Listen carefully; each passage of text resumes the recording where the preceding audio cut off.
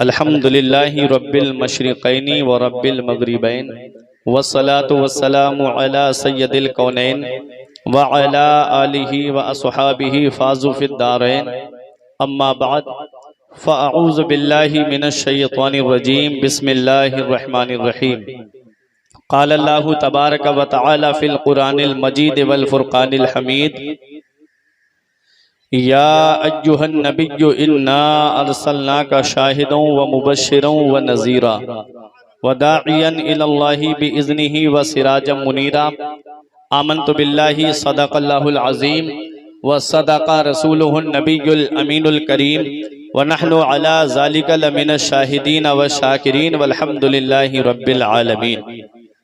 आइए हजरात, हम और आप मिलकर सबसे पहले मुस्तफ़ा जान रहमत, शमे बज़्म हिदायत, नौ शहे बज़्म जन्नत, काबे के बदरुद्दुजा, तैबा के शम्सुद्दुहा, दाफ़े जुमला बला, शाफ़े रोज़े जज़ा, यानी सबसे औला व आला, सबसे बाला व बाला, अपने मौला का प्यारा, दोनों आलम का दूल्हा, जाने मसीहा, रहमत का दरिया, गमज़दों का सहारा, जिस नबी की अजमत व शान को बयान करते हुए मेरा इमाम पुकार के कहता है, सरवर कहूँ के मालिको मौला कहूँ तुझे, सरवर कहूँ के मालिको मौला कहूँ तुझे, बाग़े खलील का गुले ज़ेबा कहूँ तुझे, तेरे तो वस्फ़ ऐबे तनाही से हैं बरी, हैरान हूँ मेरे शाह में क्या क्या कहूँ तुझे। आखिर रज़ा ने ख़त्म सुखन इस पे कर दिया, आखिर रज़ा ने ख़त्म सुखन इस पे कर दिया, खालिक का बंदा खल्क का आका कहूँ तुझे। तमाम लोग मोहब्बत व अकीदत के साथ उस नबी की बारगाह में दुरूद पाक की डालियाँ पेश करें, जिस नबी की अजमत व शान को बयान करते हुए मेरे पीरो मुर्शिद हुजूर ताज शरिया फ़ख्रे अजहर फरमाते हैं, जहाँ में उनकी चलती है वो दम में क्या से क्या कर दें, जहाँ में उनकी चलती है वो दम में क्या से क्या कर दें, जमी को आसमां कर दें, सुरैया को सरा कर दें, फिजा में उड़ने वाले यूना इतराएं निदा कर दें, वो जब चाहें जिसे चाहें उसे फरमा रवा कर दें।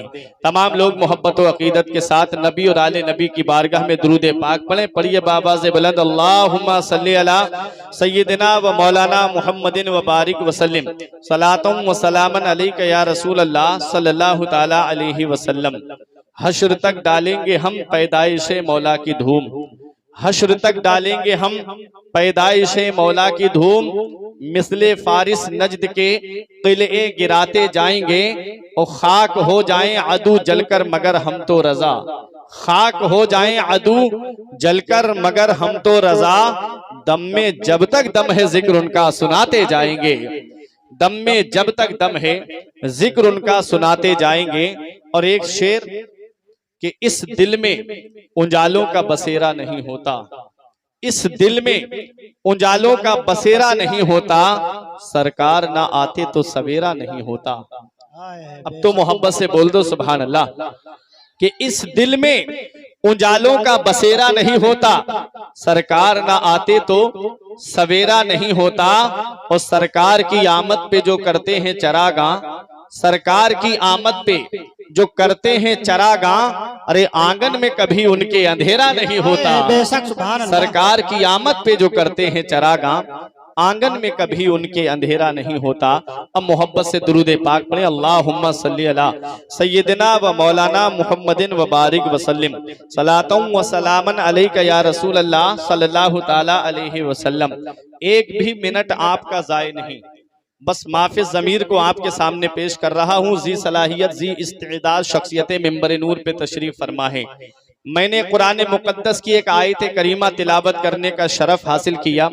परवरदिगार आलम कुरान मजीद में इरशाद फरमाता है, या अय्युहन नबिय्यु, एक गैब की खबरें देने वाले नबी, इन्ना अर्सलनाका शाहिदों व मुबश्शिरों व नज़ीरा, बेशक हमने आपको गवाह बना करके भेजा, खुशखबरी सुनाने वाला बना करके भेजा, डर सुनाने वाला बना करके भेजा, व दाइयन इलल्लाहि बिइज़्निहि व सिराजम मुनीरा, आप अपने रब के हुक्म से उसकी बारगाह की तरफ बुलाते हो, व जाल व सिराजम मुनीरा, और हमने आपको चमकता हुआ सूरज बना करके भेजा, हमने आपको रोशन चराग बना करके भेजा।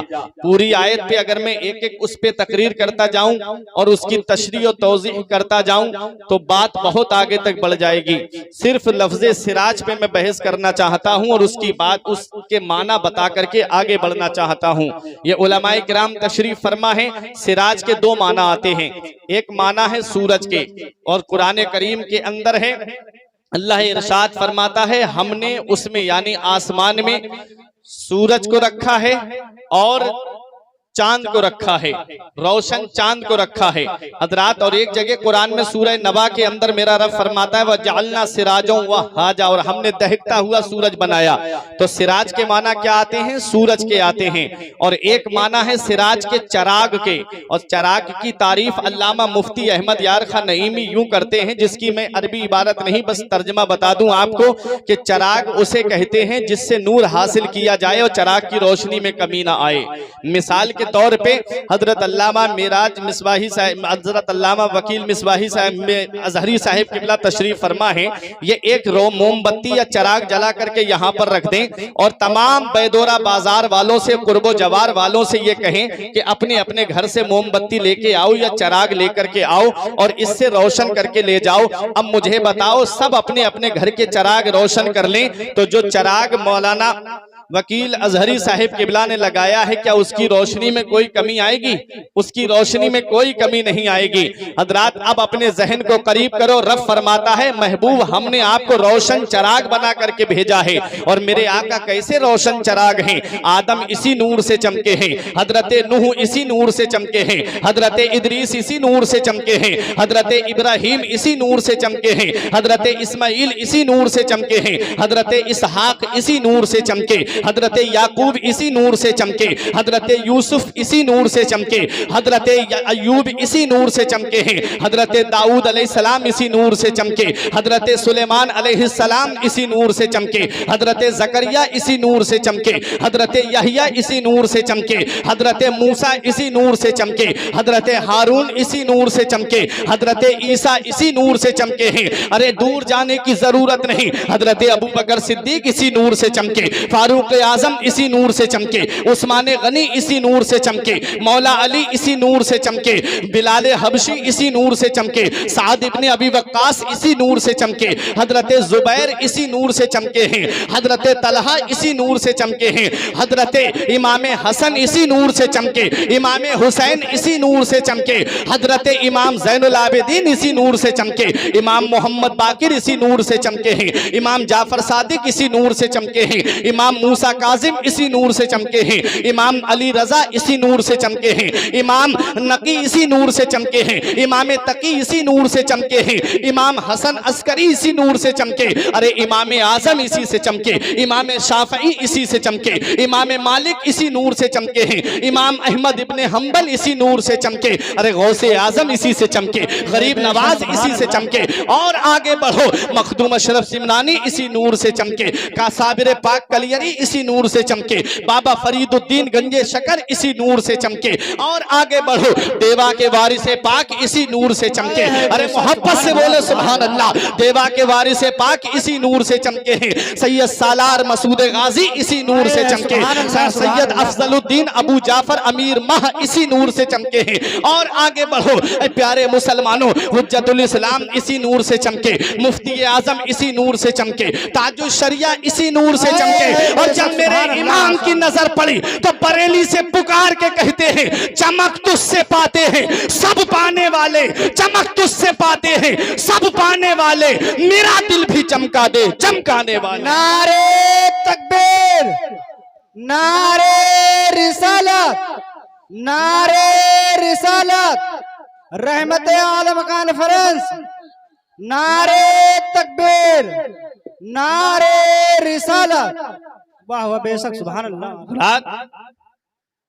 मेरा इमाम पुकार के कहता है चमक तुझसे पाते हैं सब पाने वाले, मेरा दिल भी चमका दे चमकाने वाले। अल्लाह फरमाता है महबूब हमने आपको रोशन चराग बना करके भेजा है, और मेरे आका ऐसे रोशन चराग हैं। तमाम अंबिया किराम इसी नूर से चमके हैं, दुनिया की हर चीज इसी नूर से चमकी है। हजरात सूरज को जो रोशनी मिली वो नूरे मुस्तफ़ा से मिली है, चांद को जो चमक मिली है वो नूरे मुस्तफ़ा से मिली है। हजरात अब ये नूर अल्लाह तबारक व तआला ने कब पैदा पैदा फरमाया। ये बात अपने जहन में रखिएगा। हज़रात गिरामी, रब कुरान में फरमाता है कुल्लु मन अलैहा फान व यबका वजहु रब्बिका ज़ुल जलाली वल इकराम। हर चीज फना हो जाएगी, बाकी रहने वाली सिर्फ खुदा की जात है। हज़रात अल्लाह रब्बुल इज्जत की जात है, उसके अलावा कोई चीज मौजूद नहीं है। अल्लाह तबारक व तआला खुद इरशाद फरमाता है, इसे हदीस कुदसी कहा जाता है। और आप सुन लीजिए हदीस कुदसी किसे कहते हैं। हज़रात फरमान मदीने वाले मुस्तफ़ा का हो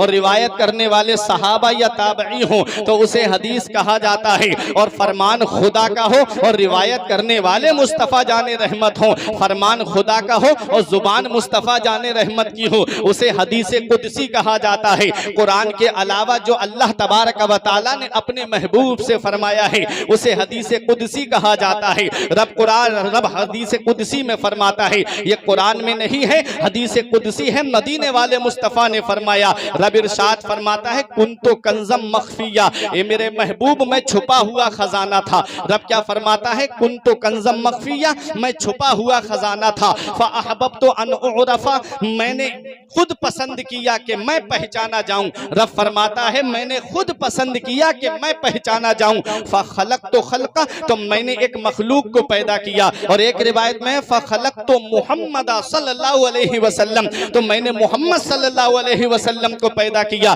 कब पैदा किया था? जब जमीन नहीं थी। कब पैदा किया? जब आसमान नहीं था। कब पैदा किया? जब चांद नहीं था। कब पैदा किया? जब सूरज नहीं था। और एक इंसान के अंदर मिट्टी भी है, एक इंसान के अंदर पानी भी है, एक इंसान के अंदर हवा भी है, एक इंसान के अंदर आग की आमेजिश भी है। क्योंकि बशर जो है वो मुरक्कब है अरबाए अनासिर से।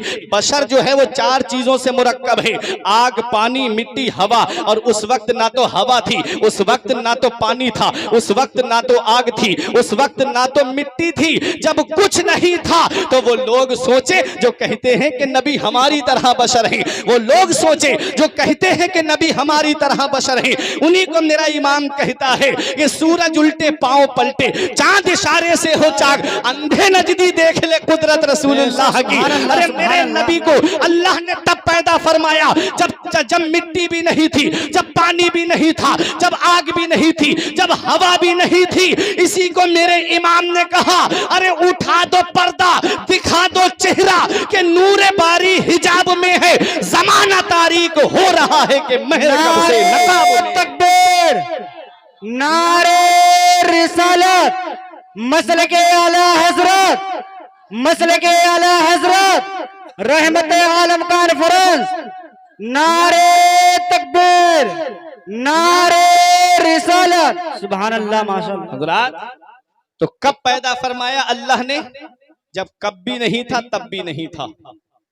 मेरे आका फरमाते अव्वलु मा खलक़ल्लाहु नूरी, अल्लाह ने सबसे पहले मेरे नूर को पैदा फरमाया। वमिन नूरिही, और मेरे नूर से सारी कायनात को पैदा फरमाया। हज़रात गिरामी, अब यही नूर मुस्तफ़ा अमानत के तौर पे पेशानियों में मेरे रब ने रखा, सुल्बों में मेरे रब ने रखा। और यही नूर मुस्तफ़ा आदम अलैहिस्सलाम की पेशानी और सुल्ब से होता हुआ यही नूर मुस्तफ़ा हज़रत इस्माईल अलैहिस्सलाम की सुल्ब में आता है और उनकी पेशानी से जाहिर हो रहा था। इस्माईल अलैहिस्सलाम के बाद उनके बेटे केदार की पुश्त में आया। हज़रात गिरामी, अब यही नूर मुस्तफ़ा हज़रत अदनान की सुल्ब में आता है, पुश्त में आता है। और हज़रत अदनान से होते हुए हज़रत अब्दे मुनाफ की सुल्ब में आता है। और हज़रत अब्दे मुनाफ से होता हुआ अब यही नूर मुस्तफ़ा हज़रत हाशिम की सुल्ब में आता है। और हज़रत हाशिम से होता हुआ हज़रत अब्दुल मुत्तलिब की सुल्ब में आता है। और हज़रत अब्दुल मुत्तलिब से होता हुआ यही नूर मुस्तफ़ा हज़रत अब्दुल्ला की सुल्ब में आता है और पेशानी से जाहिर हो रहा था। हज़रात गिरामी, अभी आपने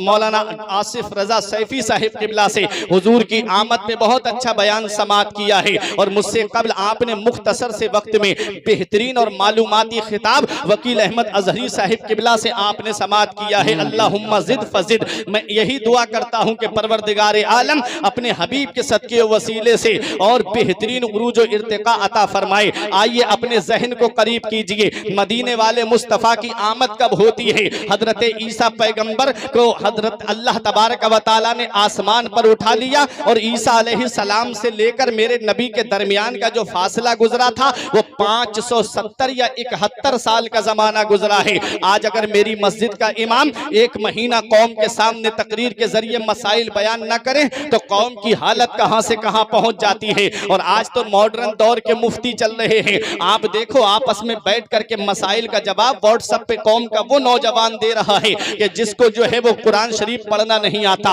उर्दू पढ़ना नहीं आती, वो अपने आप मुफ्ती बना बैठा हुआ है। मैं आपसे पूछता हूं, अगर सिलाई करने वाले को ला करके आप मदरसे में बिठाओ और कहो कि भाई जरा किताबें पढ़ के सुना दे, तो क्या वो किताब पढ़ के सुनाएगा? एक मिस्त्री जो है वो घर बनाने वाला, उसे ला करके डॉक्टर की दुकान पे बिठा दो और कहो कि भाई जरा इनका इलाज कर दे, क्या वो इलाज कर पाएगा? अरे जो जिस फन में माहिर होता है वो उसी फन उसी के लिए जेबा देता है। आप न मदरसे गए और न कहीं पर आपने तालीम हासिल की और इतने बड़े मुफ्ती बन गए कि इमाम साहब नमाज ठीक नहीं पढ़ाते, इमाम साहब किरात ठीक नहीं करते। उनसे पूछा जाए क्या तुमको कुरान शरीफ पढ़ना आता है? कहते पढ़ना तो मुझे भी नहीं आता है। बताओ फिर तुम्हें कैसे पता चल गया कि इमाम साहब की किरात ठीक नहीं है? बोले इनकी आवाज ठीक नहीं है। बताओ आवाज अच्छी होना एक अलग बात है और कुरान करीम को दुरुस्त पढ़ना ये अलग बात है। इसका अच्छे होने से जो है वो इमाम साहब की गलती निकालने का क्या माना बनता है? मैं आपसे ये पूछना चाहता हूं, आज मेरी कौम जिस तबाही के दहाने पे पहुंच रही है उसकी सबसे बड़ी वजह यह भी है कि मेरी कौम आज अपने पेशवा की ताजीम नहीं करती, आज मेरी कौम अपने इमामों की ताजीम नहीं करती, आज मेरी कौम अपने उलमा का मर्तबा नहीं जानती, आज मेरी कौम अपने अकाबिर उलमाए किराम के मर्तबे को नहीं पहचानती। मैं आपको बताना चाहता हूं, हदीस पाक में आता है, नबी इरशाद फरमाते हैं कि आलिम किसी कब्रिस्तान से गुजर जाए, कुछ पढ़े नहीं, सिर्फ गुजर जाए तो अल्लाह तबारक व तआला 40 दिन तक उस कब्रिस्तान के मुर्दों से अजाब को उठा लेता है। सुभान अल्लाह, माशाअल्लाह। इनके मर्तबे को तुम क्या जानो, इनकी अजमत को तुम क्या जानो, इनकी रिफात को तुम क्या जानो, इनके मकाम और मर्तबे को तुम क्या पहचानो? अरे सिर्फ आलिम गुजर जाए तो अल्लाह कब्रिस्तान के मुर्दों से अजाब को उठा ले। तो मुझे बताओ बैदोरा बाजार के जिंदा दिल मुसलमानों, जिस बस्ती में वो आलिम रहता होगा उस बस्ती में अल्लाह की कितनी रहमतें नाज़िल होंगी। बेशक, सुभान अल्लाह। और जिस घर में वो आलिम होगा वो घर वाले अपनी किस्मत पे नाज करेंगे, वो घर वाले अपने रुतबे पे नाज करें। मैं मानता हूं बेटा डॉक्टर बन जाएगा तो पैसे कमाएगा, मैं मानता हूं बेटा इंजीनियर बन जाएगा तो बिल्डिंग बनाएगा, मैं मानता हूं बेटा मास्टर बन गया तो पैसे कमा के लाएगा, लेकिन इतना याद रखना वो बिल्डिंग, वो दौलत, वो पैसा वो सिर्फ यहीं तक रहता है। लेकिन अगर औलाद को दीन सिखाया, औलाद को दीनदार बनाया, औलाद को आलिम बनाया, औलाद को हाफिज बनाया, तो इतना याद रखना प्यारे मुसलमानों, ये दीन जो है ये कब्र में भी काम आता है और मैदान महशर में भी काम है। बेशक, सुभान अल्लाह। बहुत ये याद रखो, ये दुनिया चंद दिन की है।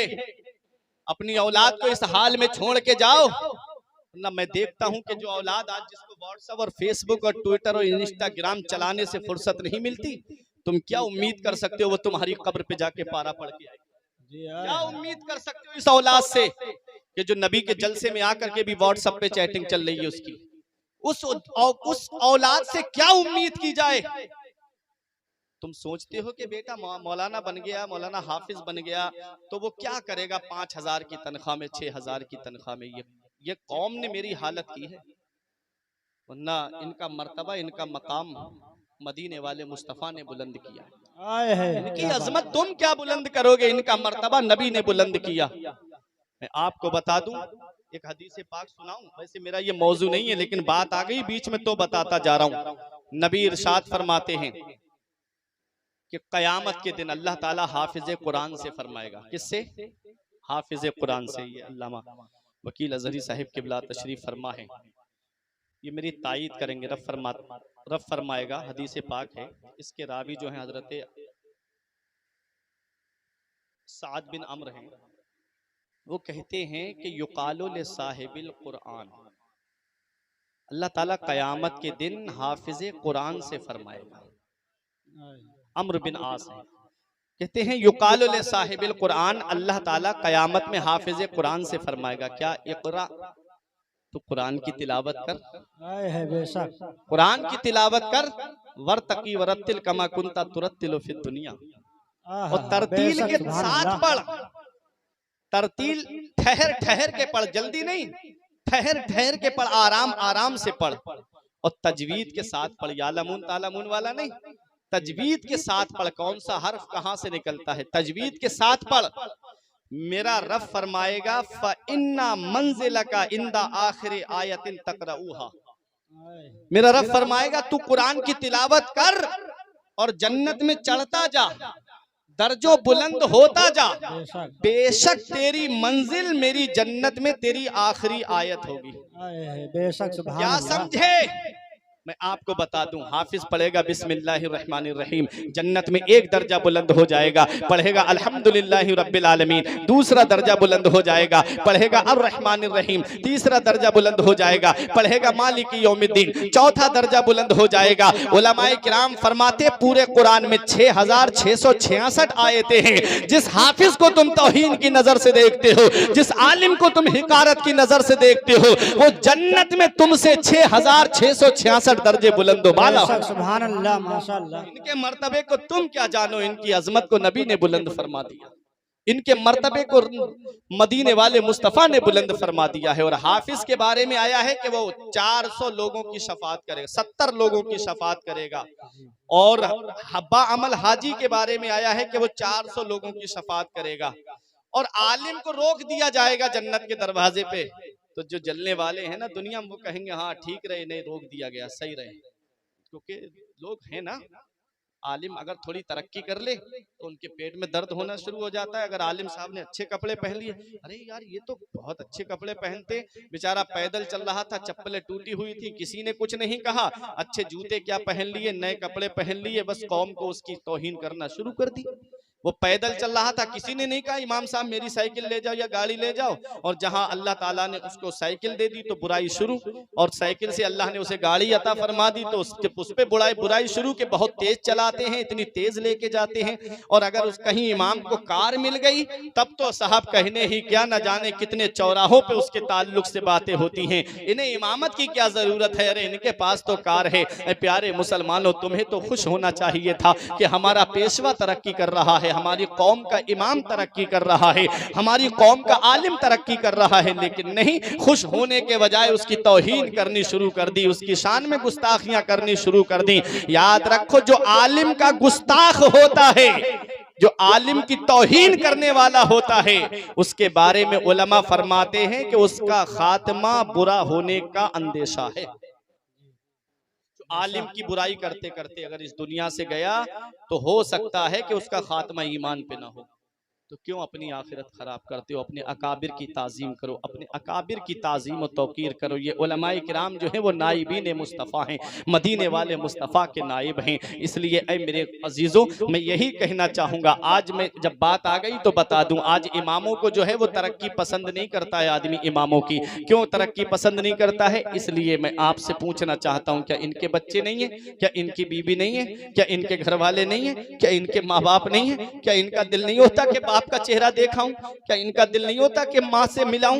क्या इनका दिल नहीं होता कि मेरे बच्चे हैं, मुझे याद कर रहे हैं, फोन पे कहते हैं अब्बा घर आ जाओ, अब्बा याद आ रही? क्या इनके बच्चे नहीं है? अगर इमाम साहब हफ्ते में एक दिन के लिए चले जाएं अपने बच्चों से मिलने के लिए, वो छुट्टी बहुत कर रहे हैं, वो छुट्टियां बहुत मना रहे हैं। प्यारे मुसलमानों, जरा सीने पे हाथ रख के सोच लिया करो, मैं तुम्हें अपने घर लेके चल रहा हूँ, जो तनख्वाह तुम इनको 5000 6000 दे रहे हो, मैं तुम्हें 8000 तनख्वाह दूंगा, सिर्फ मेरे घर बैठ के तस्बीह पढ़ते रहना, अल्लाह का जिक्र करते रहना। तुम एक हफ्ता मेरे घर नहीं रुकोगे, कहोगे मौलाना साहब घर वालों की याद आ रही है। वो एक एक महीना तुम्हारे यहाँ पर रहते हैं, 6-6 महीने तुम्हारे यहाँ रहते हैं। कभी तुमने ये नहीं सोचा कि इमाम साहब जाके अपने बच्चों से मिलाओ, इमाम साहब जाकर के अपने माँ बाप का चेहरा देखाओ, इमाम साहब जाओ जाकर के अपने घर वालों से मिल करके चले आओ। वो घर वाले फोन करके पूछते बेटा कब आओगे? कहते क्या बताएं अब्बा इमामत कर रहे हैं, यहाँ पर छुट्टी नहीं मिलती। मैं तुमसे ये पूछना चाहता हूँ, ये मेरी कौम ने ये मेरे इमामों का हाल किया। इतना याद रखना प्यारे मुसलमानों, मौलाना रूम फरमाते अज हजार काबा यक दिल बेहतरस्त, दिल बदस्त आबुर के हज्जे अकबरस्त। किसी मुसलमान का दिल रख लेना ये हज्जे अकबर है, अल्लाह ताला बड़े वाले हज का सवाब अता। सुभान अल्लाह। नारे तकबीर, नारे रिसालत, मसले के आला हजरत, नारे तकबीर, नारे रिसालत। बेशक सुभान अल्लाह माशाअल्लाह। ठंडे दिल से ये सोच लिया करो, आज जो इमाम मेरे घर पे है, काश ये मेरा बेटा होता तो मुझे कैसा लगता। क्या ये भी तो किसी का बेटा है। जैसे आज अपने बेटे के लिए आप पसंद करते हो ना, मेरा बेटा मुझे देख जाता या मैं उससे बातें कर लेता, ऐसे ही उसे भी सोच लिया करो, ये भी तो किसी का बेटा है, किसी का शौहर है, किसी का नूरे नजर है। प्यारे मुसलमानों, आज मेरी कौम का इमाम जो है 1 महीना लोगों के सामने मसाइल बयान ना करे तो कौम की हालत कहां से कहां पहुंच जाती है। जरा सोचो, ईसा अलैहिस्सलाम को उठाए हुए आसमान पर नबी के दरमियान जो है 570 या 71 साल का जमाना गुजर गया। वो कौम कैसी कौम रही होगी जहां पर कोई रहनुमा नहीं आया, जहां कोई रहबर नहीं आया। वो कौम ऐसी कौम थी कि उस कौम की अगर हालत तुम्हारे सामने बता दी जाए तो आंखों से आंसू निकलने लगते हैं। मक्के वालों के दिल जो है वो पत्थर जैसे सख्त हो चुके थे। हर पैगंबर एक न एक पैगंबर की चमक में काम करता रहा। हजरत आदम अलैहिस्सलाम जब दुनिया से जा रहे थे तो कहा कि बेटे शीश, जिस तरह मैंने अपने रब की वहदानियत का ऐलान किया है, जिस चमक में मैं काम करता रहा उसी चमक में तुम भी काम करते रहना। जब हजरत शीश जा रहे थे तो वो अपने बेटे से ये वसीयत करके जा रहे थे, बेटा जिस चमक में मैं काम करता रहा तुम भी उसी चमक में काम करते रहना। जब उनके बेटे जा रहे थे तो वो भी यही कह के जा रहे थे, जिस रोशनी जिस चमक में मैंने काम किया है तुम भी उसी चमक में काम करते रहना। हजरत इब्राहिम जा रहे हैं, हजरत इस्माइल से फरमा रहे हैं, बेटा इसी चमक और इसी रोशनी में काम करते रहना। हजरत इसहाक जा रहे हैं, अपने बेटे याकूब से फरमा रहे हैं, बेटा इसी चमक और इसी रोशनी में काम करते रहना। बेटा जैसे मैंने जिस रोशनी में काम किया है तुम भी उसी रोशनी में काम करते रहना। हजरत याकूब जा रहे हैं, अपने बेटे यूसुफ अलैहिस्सलाम से फरमा रहे हैं, बेटा जिस तरह मैंने तबलीग की, जिस तरह मैंने इस्लाम की तबलीग की, जिस तरह मैंने रब की वहदानियत का ऐलान किया, बेटा इसी तरह तुम भी काम करते रहना, इसी चमक में काम करना, इसी रोशनी में काम करना। मेरे इमाम का शेर जहन में रखो, बात समझ में आ जाएगी। कुर्बान जाओ इमाम इश्क व मोहब्बत पर कि आला हजरत का कोई भी शेर उठा के देख लीजिए, या तो वो कुरान की किसी आयत का तर्जमा होता है, या हदीस पाक की तर्जमानी होता है, या नबी के मुअजिजात में से किसी मुअजिजे को बयान करता नजर आता है। मेरा इमाम कहता है सब चमक वाले उजलों में चमका किए, एक पैगंबर दूसरे पैगंबर की चमक में काम करता रहा। हजरत मूसा जा रहे हैं, हारून अलैहिस्सलाम से कह रहे हैं, इसी चमक में काम करते रहना, इसी रोशनी में काम करते रहना। जब हजरत ईसा अलैहिस्सलाम को अल्लाह ने आसमानों पर उठा लिया, कोई पैगंबर नहीं आया, कोई रसूल नहीं आया, कोई नबी नहीं आया। मक्के वालों के दिल पत्थर से ज्यादा सख्त हो चुके थे। वो लोग अगर किसी औरत का शौहर मर जाता तो वो माँ जो है वो बेटों की विरासत में आ जाती, बेटा ले जाके अपनी माँ को बाजार में बेच आता था या खुद अपने पास रख लेता, भाई अपनी बहन को खुद अपने हाथों से ज़िबाह कर देता था ताकि मैं किसी का साला ना कहलाऊं, कोई मेरा बहनोई ना कहलाए। और बेटी पैदा हो जाती तो वो अपने आप को सबसे बड़ा मनहूस समझता था, उसे जमीन में जिंदा गाड़ दिया जाता था। प्यारे मुसलमानों, किसी पैगंबर की चमक नहीं, किसी पैगंबर की रोशनी नहीं। उस मक्के की सरजमीन पर जहां मक्के वालों के दिल पत्थर से ज्यादा सख्त हो चुके थे, मेरा नबी तशरीफ लाता है। शीशे दिलों में मेरा नबी चमका, अंधे दिलों में मेरा नबी चमका, पत्थर दिलों में मेरा नबी चमका। उसी को मेरा इमाम कहता है, सब चमक वाले उजलों में चमका किए, सब चमक वाले उजलों में चमका किए, अंधे शीशों में चमका हमारा नबी। तकबीर, नारे तकबीर, नारे रिसालत, नारे रिसालत। रहमत आलम कॉन्फ्रेंस, रहमत आलम कॉन्फ्रेंस, आशिकाने नौजवान कमेटी, आशिकाने नौजवान कमेटी, नारे तकबीर, नारे रिसालत। सुभान अल्लाह, माशाअल्लाह।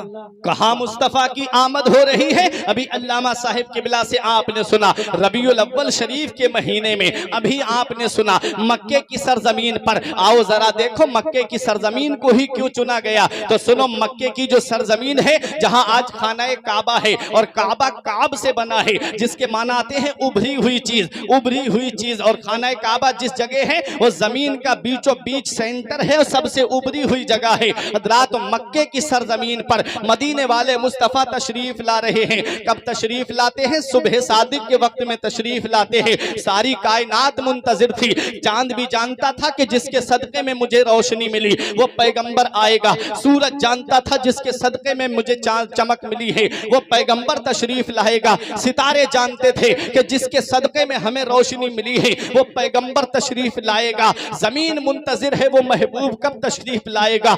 आसमान मुंतजिर है वो महबूब कब तशरीफ लाएगा। सारी कायनात की नजरें टिकी हुई है वो महबूब कब तशरीफ लाएगा। कायनात कह रही है मक्का जमीन तेरी होगी, खाना काबा का कुर्ब होगा, गोद आमिना की होगी, अब्दुल मुत्तलिब का मकान होगा, अब्दुल्ला का घर होगा। वो महबूब तशरीफ लाएगा जिसके सदके में सारी कायनात को पैदा किया गया है। उस महबूब के लिए सारी दुनिया मुंतजिर है। वो महबूब कब तशरीफ लाएगा। वो महबूब की आमद का वक्त करीब होता जा रहा है। ये वही मक्का है ना जहां बेटियों को जमीन में जिंदा गाड़ दिया जाता है। अभी आपने आसिफ भाई के जरिए सुना था कि बेटियों को जमीन में जिंदा गाड़ दिया जाता था। अरे मैं आपसे पूछना चाहता हूं वो मक्के की सरजमीन थी जहां बेटियों को जमीन में जिंदा गाड़ दिया जाता था। वहां के बाप तो इतनी मोहलत तो देते थे कि बच्ची पैदा हो जाती चंद सांसें तो ले लेती थी। लेकिन आज का बाप इतना जालिम हो गया। आज अल्ट्रासाउंड के जरिए, सोनोग्राफी के जरिए, कल भी बेटियों को बोझ समझा जाता था,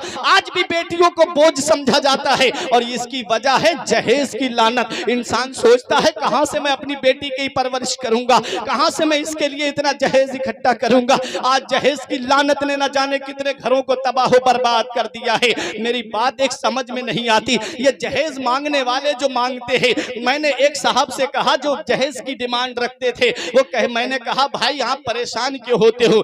आपके दादा ने तो अपनी मेहनत से एक साइकिल भी खरीद करके नहीं लाए घर में। तुम्हारे बाप की पूरी जिंदगी पैदल चलते हुए गुजर गई, तुम आज इतनी बड़ी गाड़ी की डिमांड कर रहे हो। उसने कहा नहीं मौलाना साहब मैं शादी में गाड़ी लूंगा। मैंने कहा परेशान क्यों ले होता है, तुझे मांगी हुई गाड़ी पे ही तो बैठना है। बोले हाँ मुझे उसी पे बैठना है। मैंने कहा आजा मैं अपने यहाँ की मस्जिद के इमाम साहब से कह दूंगा कि इसके ताल्लुक से जुमे में ऐलान कर दें कि ये मांगी हुई गाड़ी पे बैठना चाहता है। अगर वो ऐसी तकरीर करेंगे कि लोगों के दिल हिल जाएंगे और तेरे लिए मैं पैसे इकट्ठे कराऊंगा। एक जुमा नहीं 3 जुमा में तेरे लिए गाड़ी के लायक पैसे जमा करा के मैं तुझे नई गाड़ी दिलाऊंगा। बोला मौलाना साहब क्या भिखारी समझ रहे हो, क्या तुमने मुझे भिखारी समझ रखा है। मैंने कहा भाई अब भीख चाहे मस्जिद के दरवाजे पे मांग या भीख चाहे जाकर के ससुराल के दरवाजे पे मांग, भीख भीख होती है। चाहे झोली लेकर के गली गली मांगो, चाहे बेटे के नाम पे भीख को मांगो। अरे बेटा अल्लाह ने दिया है, ऐसा लग रहा है जैसे कुदरती परमिट मिल गया हो भीख मांगने का। अल्लाह ने बेटा दिया था, अल्लाह का शुक्र अदा करते। अल्लाह ने नूरे नजर दिया था, अल्लाह का शुक्र अदा करते। हमने देखा है उन लोगों से पूछो जिनके घर में औलाद रही है, तड़पते हैं रात में दुआ करते अल्लाह कोई औलाद दे दे, घर में चिराग जलाने वाला हो जाए।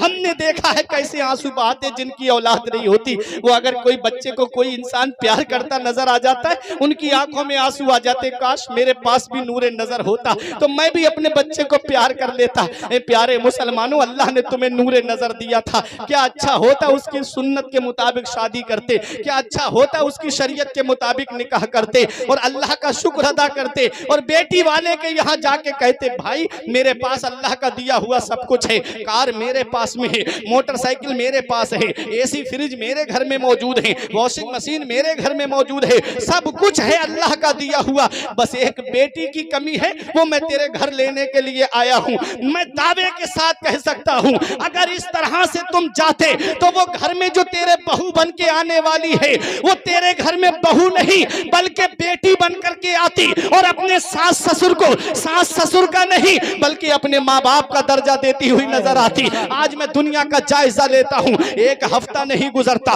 बहू अपना चूल्हा अलग कर लेती है, एक महीना नहीं गुजरता वो अलग अपना खाना बनाना शुरू कर देती है। वो जिसने मांगा था कि मुझे बेटे के लिए कार चाहिए उसे कार में बैठना तक नसीब नहीं होता। वो बूढ़ा बाप जो कहता था कि मुझे बेटे के लिए ये सामान चाहिए उसे दहेज के एक गिलास में पानी पीना तक नसीब नहीं होता। मैं तुमसे ये पूछना चाहता हूँ ये मामलात हमारे मुआशरे में आए कैसे, जो आज बहू अपने सास ससुर को दर्जा देने के लिए तैयार नहीं, उनकी इज्जत करने के लिए तैयार नहीं। इसका मतलब ये है कि तुमने उसके बाप को खून के आंसू रुलाया, तुमने उसके बाप को तड़पाया, वो रात में रो रो करके के उठता था, कहां से अपनी बेटी के हाथ पीले करूं। अगर किसी की 3 बेटियां हैं, रात को नींद नहीं आती, रिक्शा चलाने वाला गरीब, टुक टुक चलाने वाला गरीब, ऑटो रिक्शा चलाने वाला गरीब, मजदूरी करने वाला गरीब, 300-400 रुपए कमाने वाला गरीब, आज जहेज की लानत ने मेरे मुआशरे को तबाह कर दिया। कहां से इतना पैसा लेकर के आए। अगर कर्जा करके एक बेटी का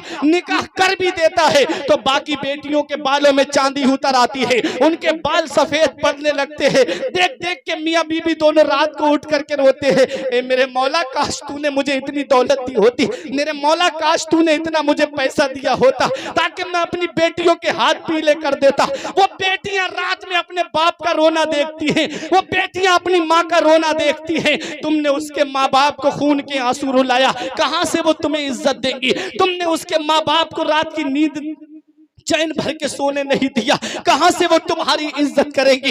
प्यारे मुसलमानों, आज मैं तुमसे ये पूछना चाहता हूं, ये जहेज की लानत ने मेरे मुआशरे को तबाह बर्बाद कर दिया है। याद रखो प्यारे मुसलमानों, ये जहेज की लानत जो है ये हमारे मुआशरे से जब तक दूर नहीं होगी, हमारा मुआशरा साफ सुथरा नहीं होगा। तुम्हें क्या पता, मोबाइल पे इंटरनेट पे चल करके देखो, महाराष्ट्र के अंदर 40,000 से ज्यादा लड़कियों ने थाने में जाकर के FIR दर्ज कि हमारी शादियां गैर मुस्लिम लड़कों से कराई जाएं, ताकि मुसलमानों में जो जहेज मांगने का रिवाज है, न मेरे बाप के पास इतना पैसा होगा, न वो मेरे हाथ पीले कर सकेगा। इसलिए आज मुसलमानों की बेटियां जो है वो मुर्तद्दा होती जा रही हैं, इर्तिदाद की तरफ बढ़ती जा रही हैं। इसकी सबसे बड़ी कमी जो है वो जहेज की लानत है और शादियां लेट करने की वजह है। नबी ने फरमाया था, जैसे ही लड़का लड़की बालिग हो फौरन उनका निकाह कर दिया जाए। आओ जरा देखो, मदीने वाले मुस्तफा की शान में आपको दिखाना चाहता हूं, मदीने वाले मुस्तफा की मैं अजमत बड़े करीब से दिखाना चाहता हूं। नबी इरशाद फरमाते हैं, सबसे बेहतर निकाह वो है जिसके अंदर सबसे कम खर्च किया जाता है। सुभान अल्लाह, सुभान अल्लाह, माशाअल्लाह। सबसे कम खर्च।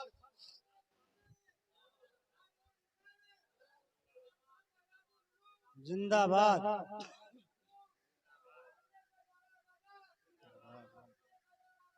जिंदाबाद, अल्लाह अकबर।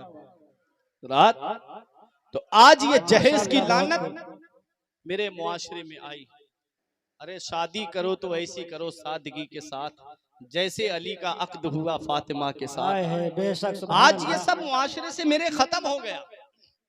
आज ये सारी चीजें मेरे मुआशरे से दूर होती चली गई। यही वजह है कि मेरा मुआशरा जो है आज वो तबाही के दहाने पे पहुंच चुका है। आज उलमाए किराम समझाते समझाते थक गए। आज एक बात मेरी समझ में ये नहीं आई कि भाई गरीब का जहेज मांगना तो समझ में आता है हजरत, कोई गरीब मांगे भाई उसके घर में है नहीं, भाई गाड़ी नहीं है उसके पास तो मांग रहा है, फिर AC फ्रिज नहीं है तो मांग रहा है। लेकिन अमीरों को क्या पड़ी थी, जितना ज्यादा उसके पास उतना ही ज्यादा मुंह फैला हुआ। ये बात मेरी समझ में नहीं आई। जितना ज्यादा अमीर उतनी ही ज्यादा बड़ी डिमांड कि भाई फॉर्च्यूनर चाहिए। अल्लाहु अकबर। तो सोचो तो सही। में एक बात आपसे पूछता हूँ, ये मेरे बुजुर्ग बैठे, मेरे अजीज बैठे, ये उलमाए किराम तशरीफ फरमा, ये सब मेरे सर का ताज है। मैं आपसे पूछना चाहता हूँ, आप बकरा ईद के मौके पे कुर्बानी करते हो कि नहीं करते हो? करते हो? करते हो। आप बकरा लेके आते हो। अगर कोई बकरा घर में पाल लिया जाए और जब उसकी कुर्बानी का वक्त करीब आता है तो पूरा घर बाहर निकल जाता है। क्यों निकलता है? उस बकरे से इतनी मोहब्बत हो जाती है, उससे इतना लगाव हो जाता है, इतना प्यार हो जाता है कि उसको कुर्बान होते हुए हम देख नहीं सकते। 3 महीना पहले बकरा लाया जाए तो इतनी मोहब्बत हो जाए। वो एक मैंने क्लिप देखी, बकरा गले लग करके एक आदमी की रो रहा था। ये मोहब्बत हो जाती है, इंसान को जानवर से मोहब्बत हो जाती है। तो मैं आपसे ये पूछता हूं कि बकरे से जो 3 महीना पहले लाए, 4 महीना पहले लाए, उससे इतनी मोहब्बत हो गई कि आप जब कुर्बानी का वक्त करीब आता है तो पूरा घर बाहर निकल जाता है। पूछा मैंने, क्यों भाई, क्यों बाहर जा रहे हो? बोले मौलाना साहब इस बकरे से इतनी मोहब्बत है, हम इसकी कुर्बानी नहीं देख सकते, हम इसकी कुर्बानी होते हुए नहीं देख पाएंगे। तो मैंने कहा क्यों? कहा, मैंने कहा ये तो अल्लाह की राह में कुर्बान हो रहा है। कहा नहीं मौलाना साहब वो बात सब कुछ ठीक है, सवाब भी मिलेगा, लेकिन हम देख नहीं पाएंगे इसलिए जा रहे हैं। मुझे बताओ 3 महीना पहले, 4 महीना पहले, 5 महीना पहले, 6 महीना पहले सिर्फ बकरे को घर में ला करके तुम खिला दो तो तुमको उससे इतनी मोहब्बत हो जाए कि उसको कुर्बान होता हुआ नहीं देख सकते। एक बाप से पूछो जो अपनी बेटी को 15-16 साल तक अपने सीने से लगा के रखता है। ये जहेज मांगने वाले नहीं सोचते ना, उस बाप से पूछो, एक बकरे से इतनी मोहब्बत हो गई कि उसकी कुर्बानी तुम नहीं देख सकते।